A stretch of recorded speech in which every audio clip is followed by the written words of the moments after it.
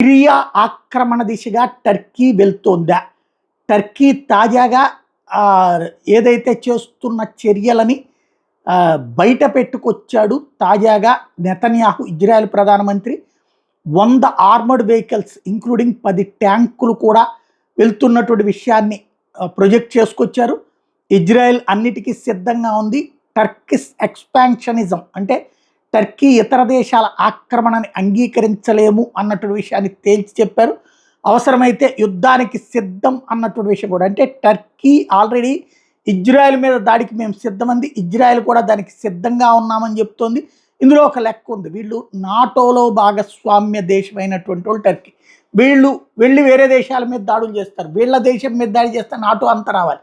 కాబట్టి ఇప్పుడు నాటో వస్తుందా? ఇటు ఇజ్రాయెల్ వచ్చేటప్పటికి నాటో దేశాలకు మిత్రదేశం, యూరోపియన్లకు మిత్రదేశం, అమెరికాకి మిత్రదేశం. ఈ మధ్యన వాళ్ళందరూ ఇజ్రాయెల్ని, అమెరికాని దూరం పెడుతున్నటువంటి నేపథ్యంలో జరుగుతున్న చర్యలు సంథింగ్ ఏం జరుగుతుందో చూడాల్సి ఉంది.